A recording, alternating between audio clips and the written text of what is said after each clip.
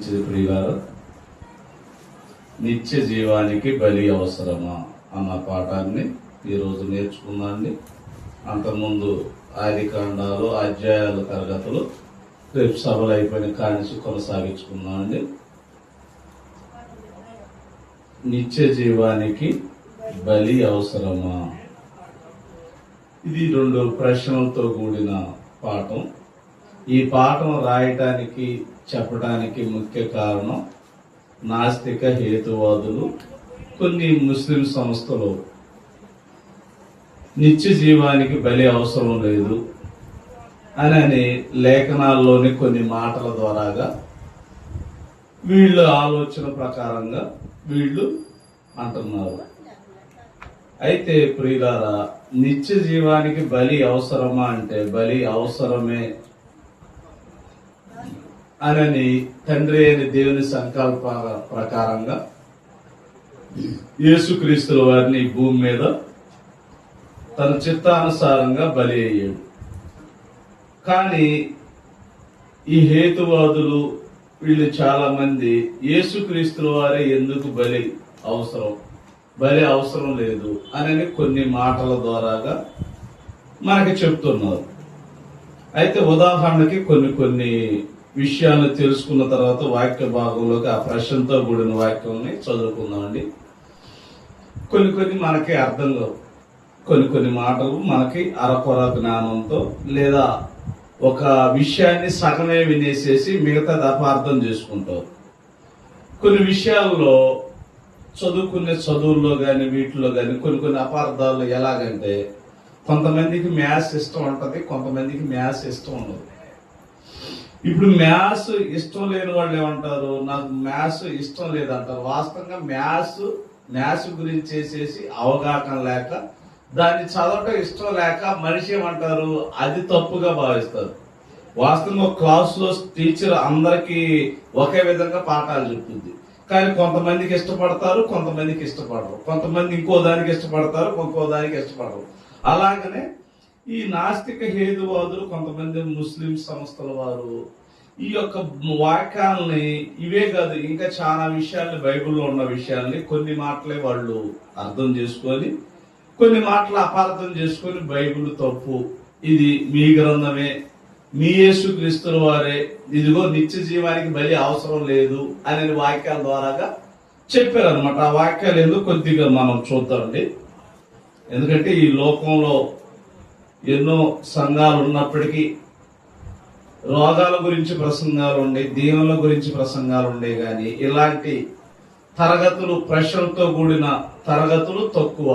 కొన్ని సంఘాల ద్వారాగానే ఇలాంటి విషయాల్ని చెప్తారు. కానీ మన Bible open university India international లో అయితే మాత్రం ఎప్పుడు ప్రశ్నలకి జవాబులు కానీ తెలియలేని విషయాన్ని తెలియపరచడానికి ఎప్పుడు సిద్ధంగా ఉంటది. అందుకే కొన్ని కోర్సుల్లో ఈ పాఠాలను వాళ్ళు సిద్ధపాటు చేశారు మన అందరి కొరకు. అంటే ఒక పాఠాలు, ప్రశ్నలు తెలుసుకోవడమే కాకుండా ఆ పాఠం ద్వారాగా మనకు అసలు నిత్య జీవానికి యేసుక్రీస్తుల వారు అవసరం అన్న ప్రశ్న మనకు కూడా రావాలిగా. నిజంగా పాపాలు పోవటానికి యేసుక్రీస్తుల వారే ఎందుకు బలి అవసరం లేకుండా తండ్రి అనే దేవుడు పాపాలు తీసేయచ్చు కదా. ఎంత అవసరమో దేనికనేది మనకు అర్థం అవటం కోసం దేవుడు మన కొరకు ఈ యొక్క అంశాలని తెలియజేస్తున్నాడు. ఒకసారి వాళ్ళు అపార్థం చేసుకున్న ఆ మాటను, ఏ మాట అయితే యేసుక్రీస్తు వారు పలికాడో ఆ మాటను ఒకసారి తీసి చూద్దామండి. హెబ్రీయులకు రాసిన పత్రిక 10వ అధ్యాయం 5వ వచనం. అపార్థం చేసుకున్న ఆ మాటను మనం చూద్దామండి. హెబ్రీయులకు రాసిన పత్రిక 10వ అధ్యాయం 5వ వచనం. కాబట్టి ఆయన ఈ లోకమందు ప్రవేశించినప్పుడు ఇలాగ చెప్పుచున్నాడు, బలియు అర్పణయు నువ్వు కోరలేదు గాని నాకొక శరీరమును అమర్చితివి. అంటే ఆ మాట వరకు ఏమంటున్నాడు ఇక్కడ, నా బలియు అర్పణయు నువ్వు కోరలేదు గాని అంటున్నాడు. అంటే మీ దేవుడు బలి అర్పణ కోరలేదు కనుక నిత్య జీవానికి బలి అవసరం లేదు అనేసేసారు అనమాట. మరి యేసుక్రీస్తుల వారు నిత్య జీవం కొరకే కదా ఆయన బలి అయిపోయింది. ఇవాళ మనం నిత్య జీవానికి వెళ్ళాలంటే ప్రతి ఒక్కళ్ళు ఏం చేయాలి? మారు మనసు పొందాలి. ప్రతి ఒక్కళ్ళు ఏం చేయాలి? మారు మనసు పొందాలి. ఆ మారు మనసు పొందాలంటే మనకు మారు మనసు రావటానికి గల కారణం యేసుక్రీస్తుల వారు శిలువలో బలి అయ్యాడు. మరి వీళ్ళు ఏమంటున్నారు? ఇక్కడ మాట పలుకుతున్న మాట కూడా ఎవరు పలుకుతున్నారంటే యేసుక్రీస్తుల వారే పలుకుతున్నారు. ఏమని పలుకుతున్నాడు? కాబట్టి ఆయన ఈ లోకమందు ప్రవేశించినప్పుడు ఇలాగ చెప్పుచున్నాడు, బలియు అర్పణయు నువ్వు కోరలేదు అంటున్నాడు. అర్థమవుతుందా? బలియు అర్పణలో నువ్వు కోరలేదు అంటున్నాడు. అంటే బలి అవసరం లేదు, బలి అర్పణలో అవసరం లేదు నిత్య జీవానికి అంటున్నాడు. ఇప్పుడు ఈ మాటను బట్టి మనమైనా ఇంకొకరు తెలియని వాళ్ళు ఏమనుకుంటారు? నిజమే కదా, మీ దేవుడు మీ బైబిల్లోనే రాశాడు కదా, బలియు అర్పణలో కోరలేదు అంటున్నాడు. మరి యేసుక్రీస్తుల వారి బలి అవసరం లేదు కదా. మరొక మాట కూడా చూడండి, మరొక మాట కూడా ఎలాగ అపార్థం చేసుకున్నారో చూడండి. మత్తయి సువార్త 19వ అధ్యాయం, మత్తయి సువార్త 19వ అధ్యాయం 16-17. ఇదిగో ఒకడు ఆయన యొద్దకు వచ్చి, బోధకుడా, నిత్య జీవం పొందుటకు నేను ఏ మంచి కార్యము చేయవలనని ఆయన అడగగా, అందుకు ఆయన మంచి కార్యముల గురించి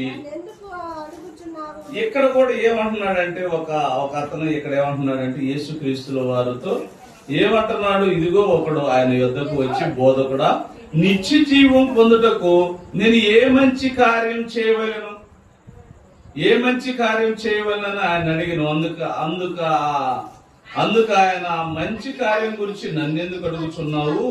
మంచివాడు ఒకడే, నీవు జీవంలోకి ప్రవేశించిన కోరిన ఎడల ఆజ్ఞలను గైకొనమని చెప్పాను. ఒకసారి కూడా బలి అర్పణ కోరలేదంటున్నాడు. ఇక్కడికి వచ్చేలేక ఏమంటున్నాడు? ఆజ్ఞలను గైకొనమని చెప్పాను. అంటే ఆజ్ఞ గైకుంటే సరిపోతుంది కదా అని ఒక ప్రశ్నతో కూడిన ఒకడు ప్రశ్న ఎత్తే, ఇంకొకడు వచ్చేసరికి ఏ ప్రశ్న వేసారు? బలియు అర్పణలో నువ్వు కోరలేదు కదా. ఇప్పుడు మనం ఒక విషయం తెలుసుకుందాం అండి. ఒక విషయం, అసలు వీళ్ళు అడిగిన ప్రశ్న, వీళ్ళు అడిగిన మాట ఇదంతా మనం ఒకసారి చూస్తే, ఇప్పుడు ఈ ప్రకృతిలో మనం బ్రతకాలంటే ఏమేం చచ్చిపోతున్నాయి? 84 లక్షల జీవరాశులు మన కొరకు బలైపోతున్నాయి. ఒక కోడి గాని, ఒక మేక గాని, ఒక టమోటా గాని, ఇవన్నీ జీవం కలగే. ఒక టమాటా గాని, మిరపకాయ గాని, మనకు కావాల్సిన ప్రకృతిలో ఏ వస్తువు అయినా చూడండి, జీవం కలిగిన దాన్ని మనం ఏం చేస్తున్నాం? తెంపి దాన్ని కూర వండుకొని తింటున్నాం. అంటే మనం బ్రతకాలంటే వాటిని ఏం చేస్తున్నాం? చంపుతున్నాం. అంతే కదా, మనం బ్రతకాలంటే వాటిని చంపుతున్నాం. వాటిలో ఉన్న మనకి పోషకాలు ఏం చేస్తున్నాయి? ఈ శరీరాన్ని బ్రతికేస్తున్నాయి. మరి ఈ ప్రకృతిలో ఉన్న వాటిని అన్నిటిని చూసినప్పుడు మనం బ్రతకాలంటే వాడు చచ్చిపోయినప్పుడు మరి నిత్య జీవానికి వెళ్ళాలంటే బలి అవసరమా లేదా? అవసరమే. బలి అవసరమే అని మనం అంటే సరిపోతుందా? వాళ్ళకి చెప్పాలా? మనం వాళ్ళకు కూడా తెలియాలి. అసలు వాళ్ళకి తెలిసినా తెలియపోయినా మనకు తెలియాలి. ముఖ్యంగా ఈ వచనాలు బట్టి మనం ఎలా అనుకుంటున్నాం? అసలు యేసుక్రీస్తుల వారు బ్రతికి దినంలో మన కొరకు ప్రాణాలు పెట్టి ఆయన ఎలాగ బ్రతికారో ఒక వచనాన్ని చూడండి. ఆయన ఎలాగ బ్రతికాడో ఒక వచనాన్ని చూడండి. ఏప్రిల్ రాసిన పత్రిక 5వ అధ్యాయం. ఆయన ప్రాణం పెట్టాడు కదా, ప్రాణం పెట్టి అసలు ఆ భూమి మీద ఎలాగా బ్రతికాడు యేసుక్రీస్తుల వారు. ఏప్రిల్ రాసిన పత్రిక 5వ అధ్యాయం 7వ వచనం.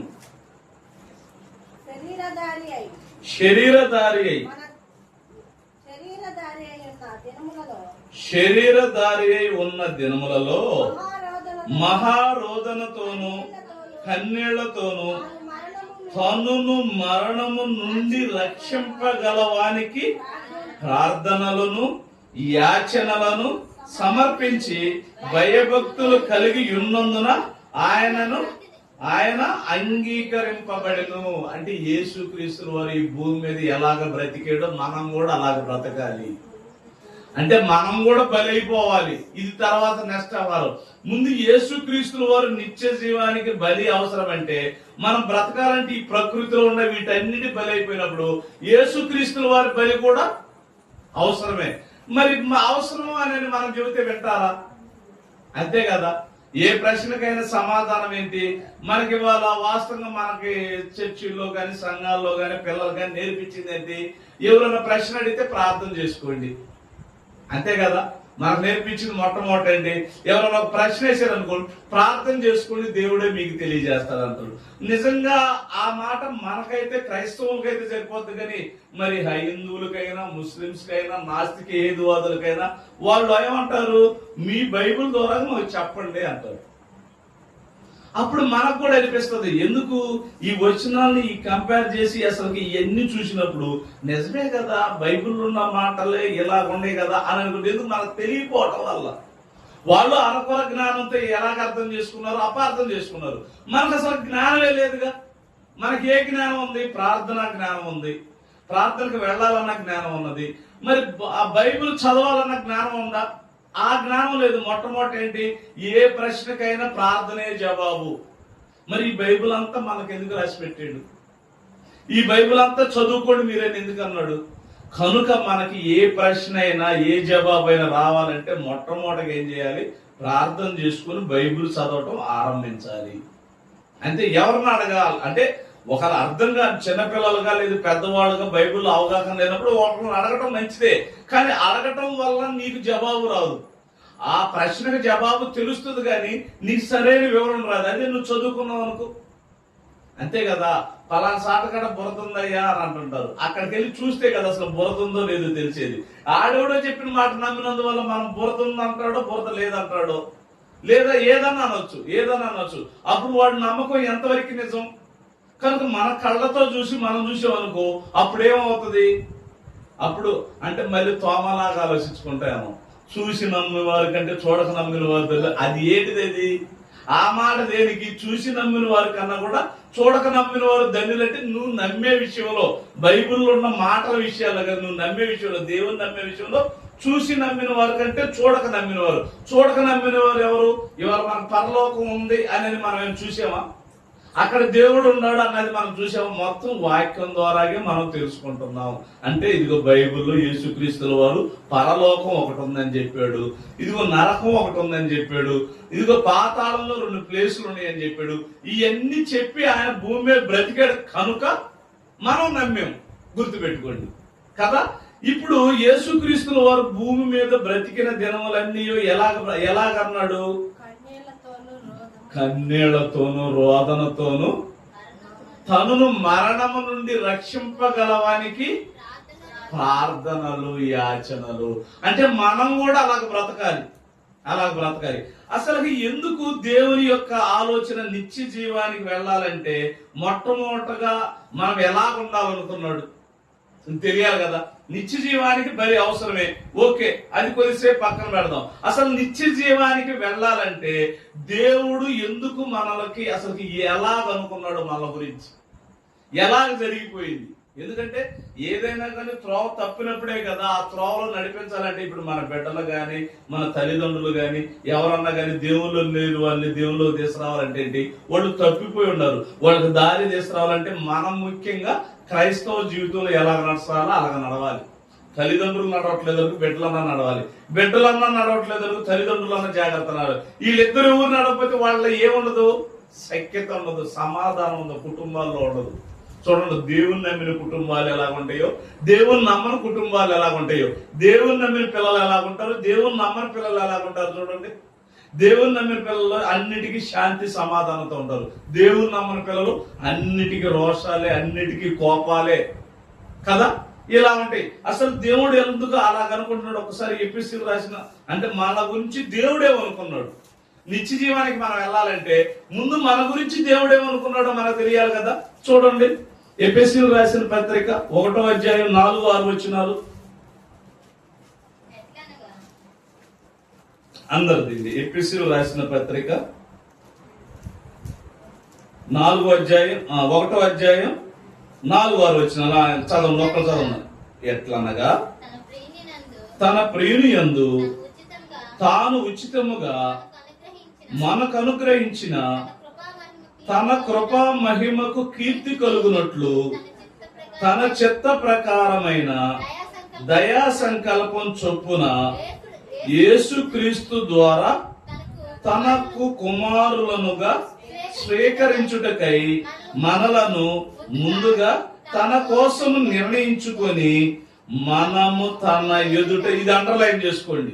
ఎందుకు దేవుడు మన గురించేసి అనుకుంటున్నాడంటే ఏమంటున్నాడు 6వ వచనంలో, మనము తన ఎదుట పరిశుద్ధులమును నిర్దోషులమై ఉండవలనని జగత్తు పునాది వేయబడక మునిపే ప్రేమ చేత ఆయన క్రీస్తులో మనలను ఏర్పరచుకొనెను. అంటే ప్రతి ఒక్కరూ దేవుడు ఎలా ఉండాలనుకున్నాడు? పరిశుద్ధులుగా నిర్దోషులుగా ఆయన ఎదుట ఉండాలనుకున్నాడు. కానీ ఏమయ్యారు? మనకు తెలుసు ఏమయ్యారు. మనకు ఆదాముల్ని పరిశుద్ధులుగా చేశాడా, పాపాత్ములుగా చేశాడా? పరిశుద్ధులుగా చేశాడు. పరిశుద్ధులుగా చేసిన వాళ్ళు పాపంలో పడిపోయారు. ఎందుకు పడిపోయారు? వాళ్ళ స్వలాలోచన, వాళ్ళ స్వలాభం. ఎప్పుడైనా చూడండి, ఒక కుటుంబం గాని, కుటుంబంలో ఉండ బిడ్డలు గాని, కుటుంబంలో ఉండ అన్నదమ్ములు గాని, ఎందుకంటే తేడాలు వచ్చి ఒకళ్ళొకళ్ళు ఎడబాట్లు వచ్చేది స్వార్థం, స్వయం ఆలోచన. వీళ్ళు కూడా ఏం చేశారు? ఆదాములో వాళ్ళు స్వయంకృత ఆలోచన చేసేసి దేవుడు వద్దన్నది చేసేసి పాపంలో పడిపోయారు. అంటే ఇప్పుడు పరిశుద్ధులుగా ఉండారా, నిర్దోషులుగా ఉండారా, పాపాత్ములుగా ఉండారా? పాపాత్ములుగా ఉన్నారు. అలాగా ఎంతో మందిని మనం చూసినా కూడా అందరూ ఏదో ఒక రూపంలో పాపాత్ములుగానే అయిపోయారు. ఒక ఆదామును తీసుకుంటే అలాగుంది, ఒక మోషే గారిని తీసుకుంటే మనకేం గుర్తుకు రావాలి? ఆయన కొట్టవద్దన్న, ఆయన ఇది కొట్టొద్దు అని అన్నాడు, కానీ ఆయన కొట్టాడు కర్రతో ఇశ్రాయేలు నీళ్ళ కోసం. దావీదు గారు ఉన్నారు, ఆయన ఒక విషయంలో తన కనులు ఆ బత్షెబా వైపు చేసేసి తన భర్తని సైనికుల మధ్య చంపేస్తాడు. ఇట్లా ఎవరో ఒకళ్ళు ఏదో ఒక వాళ్ళు పొరపాట్లు జరిగారు కనుక వాళ్ళు పరిశుద్ధులుగా నిర్దోషులుగా లేరు. ఎందుకు? ఒకవేళ మనకు ఒక డౌట్ రావచ్చు ఇక్కడ. మనకి ఎలాంటి ఇంకో మాట కూడా చూడండి, చెప్తా. మొదటి పేతురు రాసిన పత్రిక. ఎందుకు అసలు పరిశుద్ధులుగా నిర్దోషులుగా ఉండాలని దేవుడు అనుకుంటున్నాడు? ఇది కూడా తెలియాలి కదా మనకి. ఆయన పరిశుద్ధులుగా నిర్దోషులుగా ఎందుకు? కొంతమంది కుటుంబాల్లో తల్లిదండ్రులు డీసెంట్ గా ఉంటారు, పిల్లలు కూడా ఎలా ఉండమంటారు? డీసెంట్ గా ఉంటారు. కొంతమంది అల్లర్చిల్లరగా ఉంటారు, బిడ్డలు కూడా అల్లర్చిల్లరగా మారిపోతుంటారు. ఎందుకు? మనం ఎలాగుంటామో మన బిడ్డలు కూడా అలాగనే ఉంటారు. మన ప్రవర్తన ఎలాగ మార్చుకుంటాం, మన బిడ్డలు కూడా ప్రవర్తన అలాగే మార్చుకుంటారు. ఇక్కడ ఎందుకు దేవుడు పరిశుద్ధులుగా నిర్దోషులుగా ఉండాలనుకుంటున్నారో దేవుడు ఎలా ఉన్నాడు ఒకసారి చూడండి. మొదటి పేతురు రాసిన పత్రిక 1వ అధ్యాయం 14వ వచనం.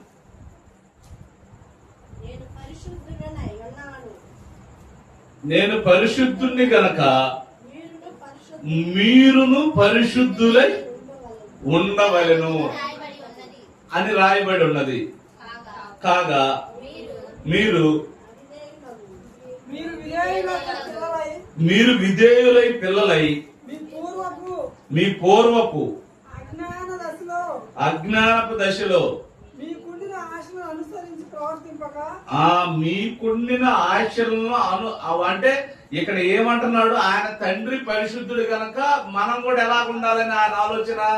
అంటే ఒక డాక్టర్ కొడుకు డాక్టర్ కావాలనుకుంటారు, ఒక ఇంజనీరింగ్ కొడుకు ఇంజనీరింగ్ కావాలనుకుంటాడు, ఒక యాక్టర్ కొడుకు యాక్టర్ కావాలనుకుంటారు, ఒక రాజకీయ నాయకుడు కొడుకు రాజకీయ నాయకుడు కావాలనుకుంటారు, ఒక సేవకుడు కొడుకు ఏమనుకుంటారు? సేవకుడు కావాలనుకుంటారు. అట్లనే ఆయన పరిశుద్ధులు కనుక మీరు కూడా పరిశుద్ధులుగా నిర్దోషులుగా ఉండాలనుకుంటున్నాడు దేవుడు. మరి పరిశుద్ధులుగా నిర్దోషులుగా ఉండాలంటే మరి పాపంలో పడిపోయారు కదా. మరి ఈ పాపం నుంచేసి మరి సంకల్పం ఏంటి? వాళ్ళు చేయలేరు, దేవుడే ఒక సంకల్పాన్ని చేశాడు, అదే బలి. ఆ బలి కాడికి ఇప్పుడు వద్దాం. ప్రారంభంలో ఇశ్రాయేలుకి ఈ బలి అర్పణలో ఒక పద్ధతి ఉంది, ఒక క్రమ పద్ధతి ఉంది. చూడండి, లేవీకాండం 11వ అధ్యాయం 44వ వచనం. లేవీకాండం 11వ అధ్యాయం 44వ వచనం. నేను మీ దేవుడునైన యెహోవాను, నేను పరిశుద్ధుడు గనుక మీరు పరిశుద్ధులై ఉండునట్లు మిమ్మును మీరు పరిశుద్ధ పరుచుకొనవలెనను నేల మీద ప్రాకు జీవరాశులలో దేని వలనను మిమ్మును మీరు అపవిత్ర పరచు కొనకూడదు అంటున్నాడు. అంటే నేను పరిశుద్ధులు కనుక మీరు కూడా పరిశుద్ధులుగా పరుచుకోండి. ఎలాగా? ఇది ఈ జంతువుల బలులు అర్పించమంటున్నాడు. ఎలాగ అర్పించమంటున్నాడు ఇంకోటి కూడా చూడండి.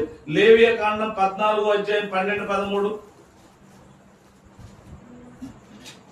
ఈ మాట కూడా చూద్దాం. చూడండి, లేవియ కాండం 14వ అధ్యాయం 12-13 వచ్చినారు.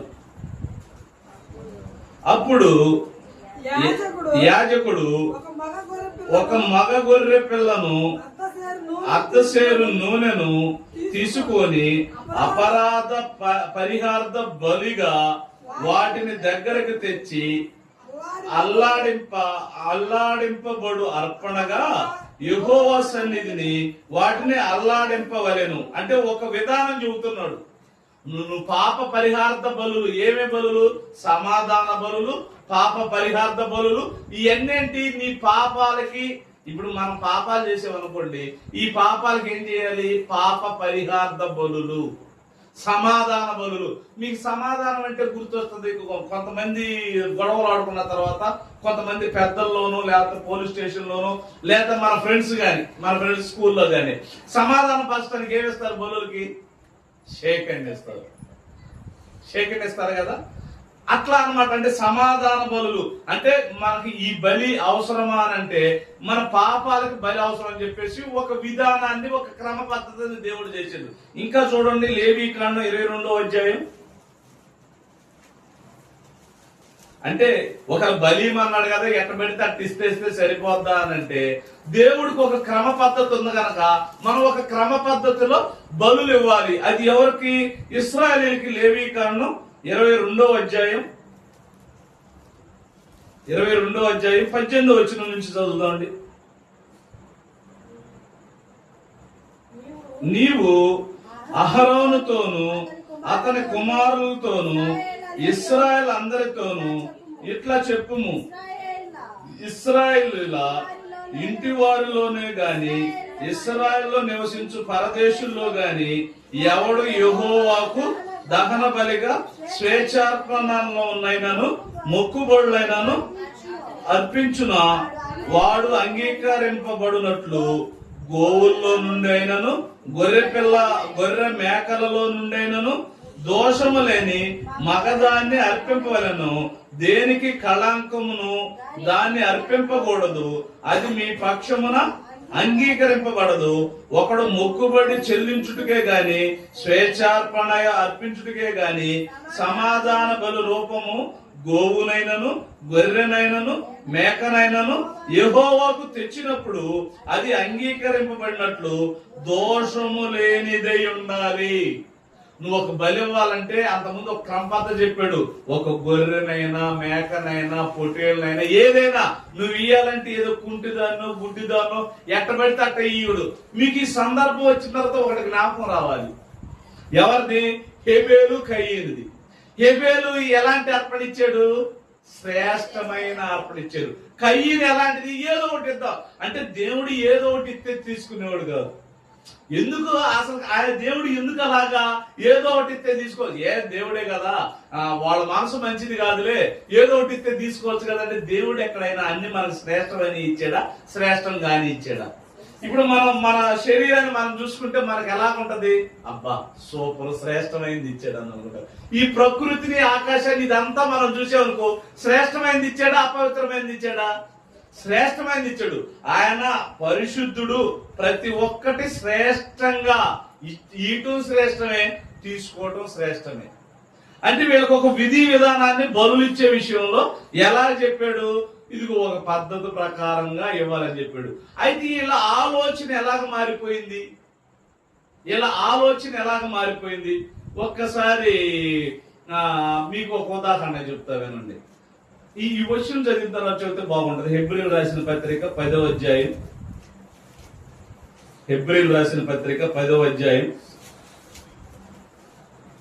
3-4 వచనాలు. హెబ్రీలు రాసిన పత్రిక 10వ అధ్యాయం 3-4 వచనాలు చదువుతాను. అయితే ఆ బలులు అర్పించుట చేత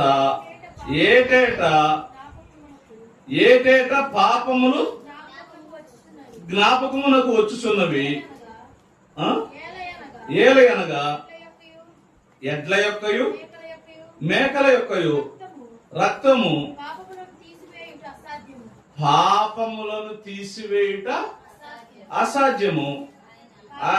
కాబట్టి ఆయన ఈ లోకమందు ప్రవేశించినప్పుడు ఇలాగ చెప్పుచున్నాడు, మరియు బలియు అర్పణయు నువ్వు కోరలేదు గాని.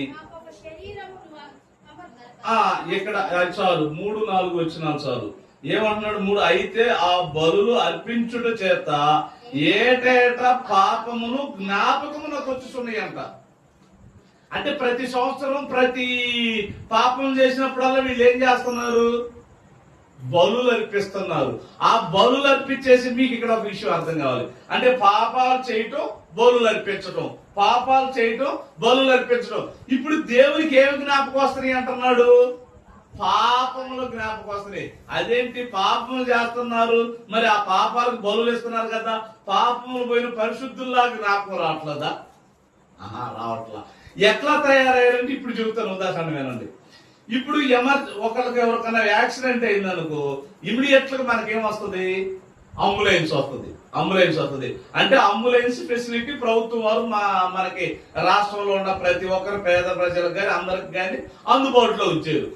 ఇప్పుడు యాక్సిడెంట్ అయితే అంబులెన్స్ వస్తుంది కదా అని ప్రతిసారి నువ్వు యాక్సిడెంట్ చేసుకుంటే అది నీ శరీరానికి బాగుంటుందా?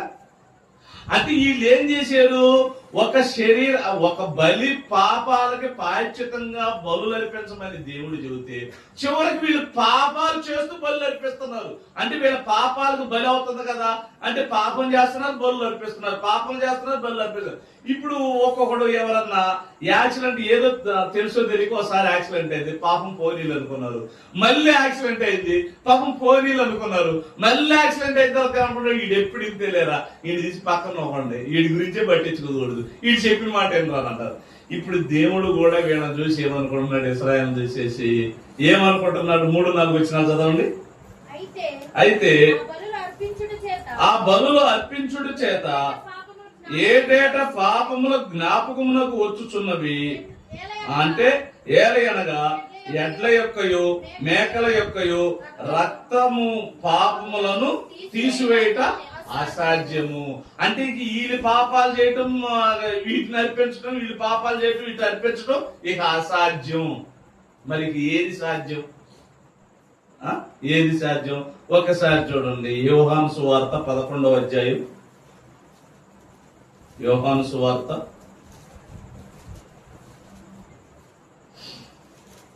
11వ అధ్యాయం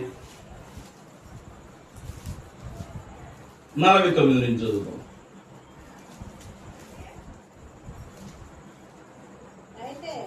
అయితే వారిలో కయప అను ఒకడు ఆ సంవత్సరము ప్రధాన యాజకుడై ఉండి, మీకేమి తెలియదు,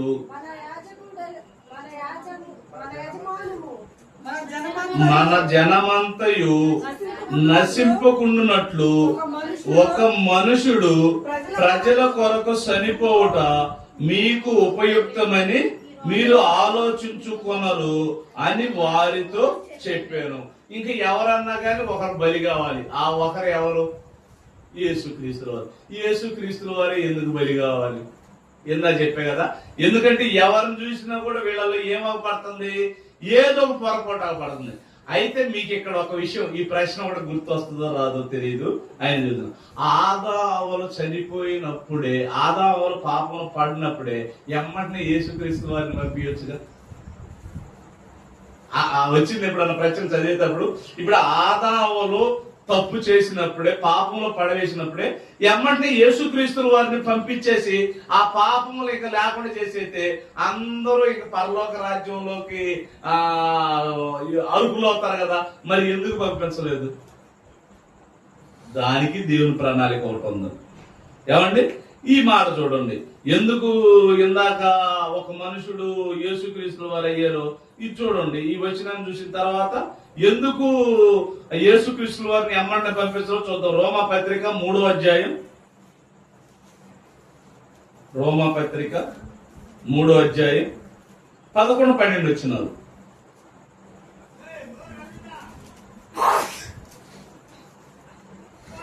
రోమా పత్రిక 3వ అధ్యాయం 11-12 వచ్చినారు.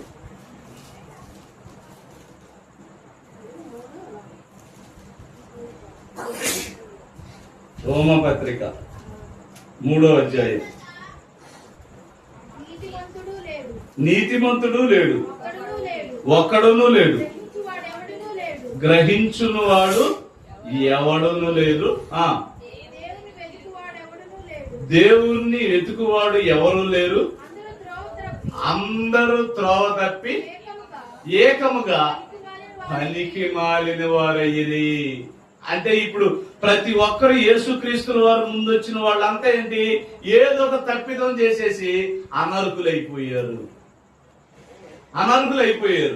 అయితే యేసుక్రీస్తుల వారే ఎందుకు అప్పుడు రావచ్చు కదా, తర్వాత ఎందుకు వచ్చాడు అన్న ప్రశ్నకు ఇప్పుడు చూడండి, అపోస్తుల కార్యములు 3:21. అపోస్తుల కార్యములు 3:21.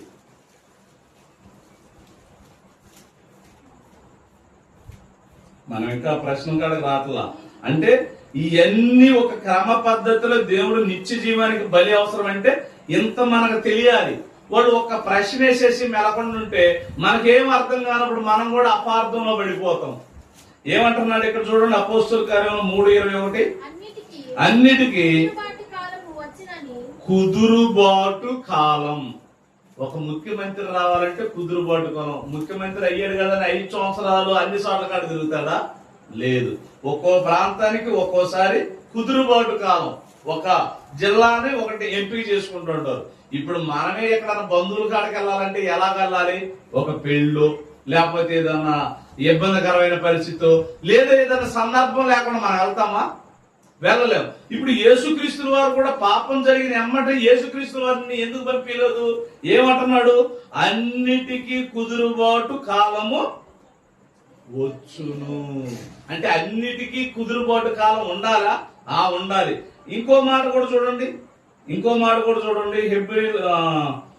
గలతీయులకు రాసిన పత్రిక 4:4.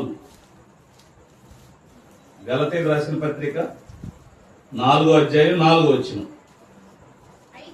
అయితే కాలం సంపూర్ణమైనప్పుడు దేవుడు తన కుమారుని పంపెను. ఎందుకు పంపాడో తెలుసా? ఎందుకు అప్పుడు పంపలేదు ఇప్పుడు పంపాడో తెలుసా? అంటే అన్నిటికీ కుదురుబాటు కాలం సంపూర్ణం. అంటే ఇప్పుడు వెళ్ళే సమయం ఆసన్నమైనది. అప్పుడు ఎప్పుడు వచ్చాడు? హెబ్రీయులకు రాసిన పత్రిక 1:1 అధ్యాయం ఉంటుంది చూడండి, 1వ వచనంలో ఇక్కడ చెప్పాడు కదా కుదురుబాటు కాలం. ఏ కాలం?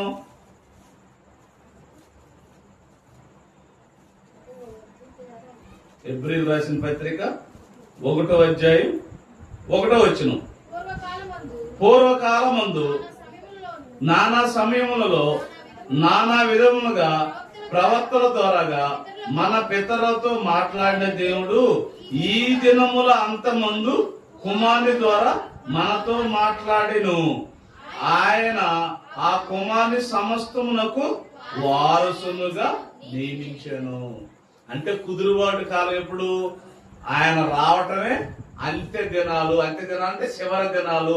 ఇంకా ప్రతి ఒక్కడు దేవునికి వచ్చే దినాలు. ఇక ఖచ్చితంగా నమ్మిన వాళ్ళు రక్షించబడతారు, నమ్మని వాళ్ళు శిక్షించబడతారు. ఓకే, ఇప్పుడు ఈ ప్రశ్న చూద్దాం. ఎందుకు బలి ఇచ్చారనంటే ఈ బలులు పాపాల పోవటం కోసం ఇస్తే చివరికి ఏది వాళ్ళకి అదే వంతు పడిపోయింది. ఆ వంతు పడిపోయిన తర్వాత యేసుక్రీస్తుల వారిని పంపించాడు. యేసుక్రీస్తుల వారిని పంపించిన తర్వాత బలి అవసరం అంటే బలి అవసరమే.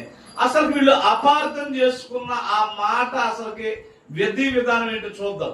వాళ్ళు అపార్థం చేసుకున్నారు కదా, అపార్థం చేసుకున్నారంటే అర్థం కావట్లేదు. అర్థం కాని విషయాన్ని ముందు చదువుకుందాం.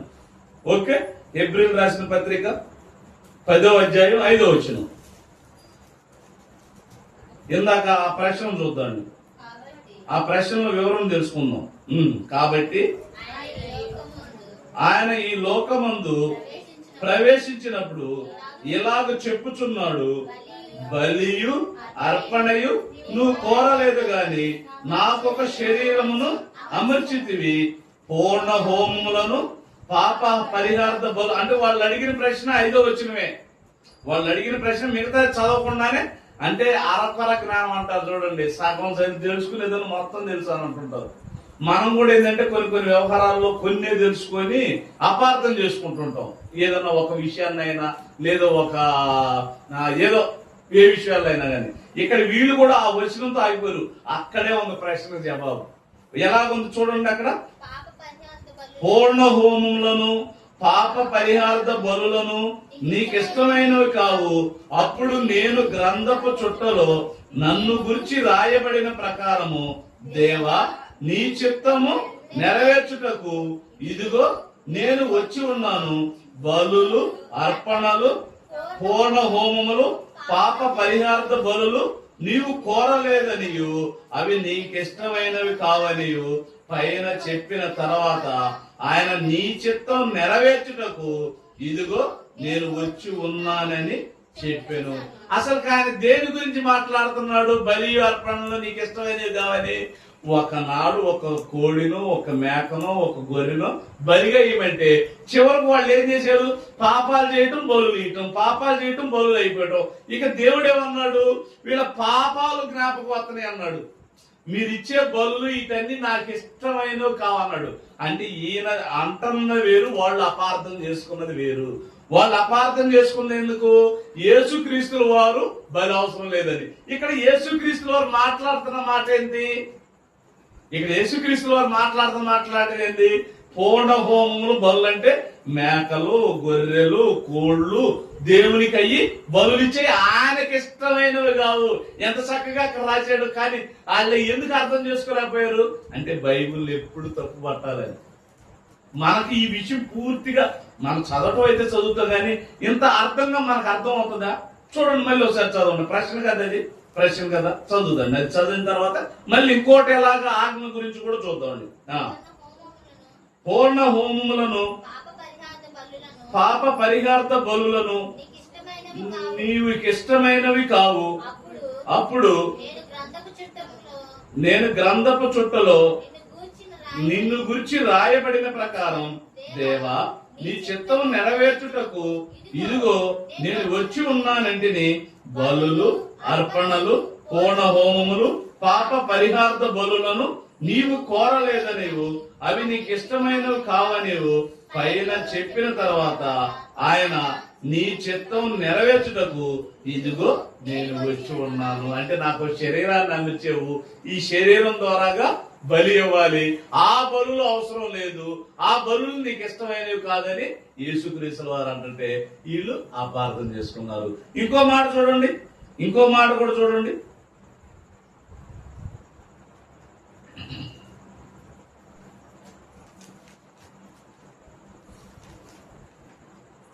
మత్తయి సువార్త 19వ అధ్యాయం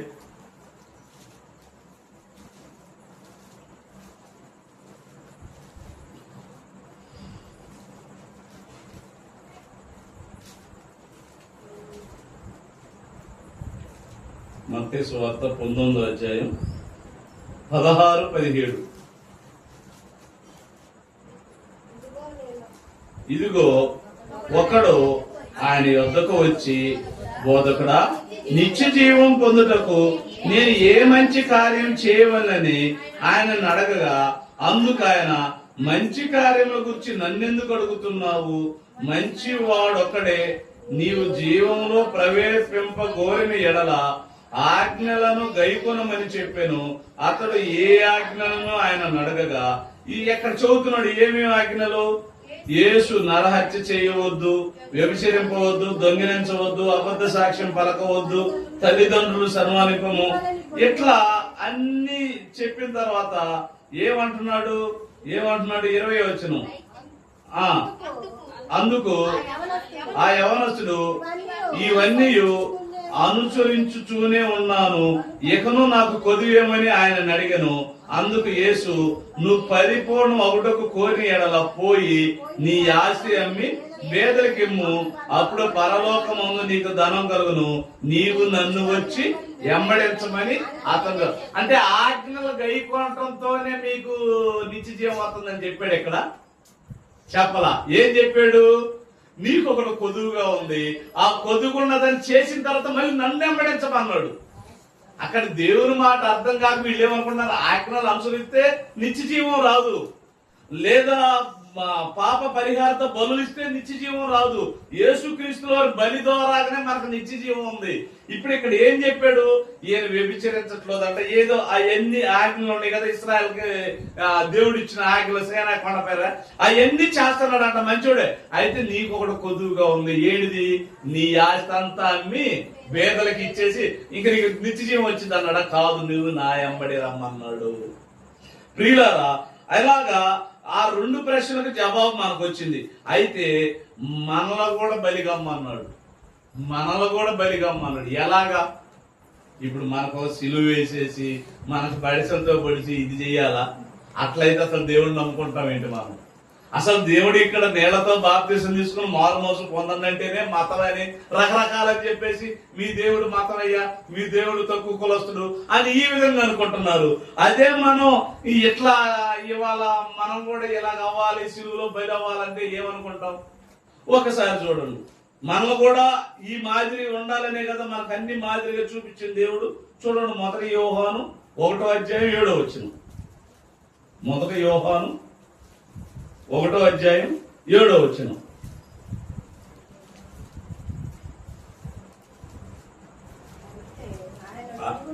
అయితే ఆయన వెలుగులోనున్న ప్రకారము మనమును వెలుగులో నడిచిన ఎడల మనము అన్యోన్య సావాసము గలవారమై ఉందము.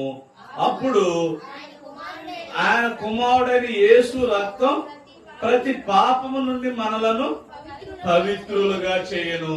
అంటే మనం కూడా ఏంటి, దేవునిలాగా క్రీస్తులాగా నడవాలంటే అన్యుని సావాసం కలవాలంటే మారు మనసు పొందాం. ఆయన రక్తం ద్వారాగా మనం పరిశుద్ధపరచబడాం. పరిశుద్ధపరచబడిన మనల్ని ఏమంటున్నాడంటే అన్యుని సావాసం అంటే ఇంకా తండ్రి కుమారులయ్యాం కదా, మనం కూడా ప్రాణం పెట్టబద్దులమై ఉండి అంటున్నాడు. ఎలాగంటున్నాడు ఒక్కసారి చూడండి. మొదటి యోహాను 3:16. మొదటి యోహాను 3:16. ఆయన మన నిమిత్తము తన ప్రాణము పెట్టెను గనుక దీని వలన ప్రేమ ఎట్టిదని తెలుసుకొనుచున్నాము. మనము కూడా సహోదరుల నిమిత్తము మన ప్రాణములను పెట్టబద్దులమై ఉన్నాము. ఎందుకు? ఆయన ప్రాణం పెట్టాడు కనుక మీరు ప్రాణం పెట్టబద్దులై ఉన్నారు.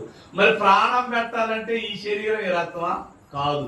నువ్వు కష్టంతో సంపాదించిన డబ్బులతో నీ జీవనాధారం పోషించుకుంటూ దాంట్లో కొంత లేమిలో దేవుని కోసం తీసేసి దేవుని కార్యాలు చేయాలి. ఆ కార్యాల ద్వారాగా యేసుక్రీస్తుల వారు నిత్య జీవానికి బలి అవసరం ఎందుకు అనేది ఇట్లాంటి విషయాలన్నీ చెప్పాలంటే ఏం చేయాలి? ఖర్చుతో కూడిని కదా, సేవకుడికి ఇచ్చేది కదా, ఖర్చుతో కూడి కదా. 10 మందిని కూర్చాలి, 10 మందిని కూర్చోబెట్టాలి, వాళ్ళకు భోజనం పెట్టాలి. ఇవన్నీ చేయాలంటే ఏం చేయాలి? మనం ఒక ఊర్లకి వెళ్ళాలంటే వెహికల్ ఖర్చు ఇదంతా ఉంటది కనుక మన కష్టార్జితం. అందుకే దేవుడు ఒక మాట అంటాడు, లేవ్యకాండం 17:11.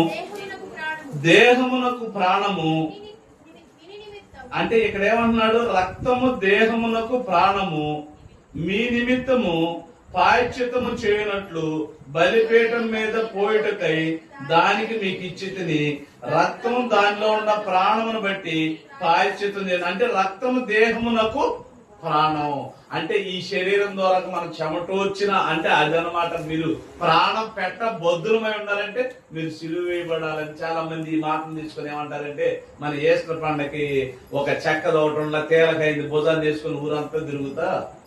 అయితే ఇట్లా కష్టపడ్డాడని చెప్పడంలో తప్పులేదు, కానీ ఇట్లా ప్రాణం పెట్టాడని చెప్పేసి అట్లా యాక్షన్ చేస్తా చేయకూడదు. ఇదిగో ఇట్లా చనిపోయాడని చెప్పటం అంతే తప్ప దాంట్లో వచ్చేసరికి ఆయన పడిన పాపాలకు ఎంత, మనం ఎంత, మన పాపాలే కడుక్కోవటానికి మనం ఉదయం నుంచి సాయంత్రం దాకా ఎన్నో తప్పొప్పులు చేస్తాము. మనం ప్రాణం పెట్టడానికి సిలువ ఎక్కాలంటే అసలు అంత స్థితికి వెళ్ళవడమేనా?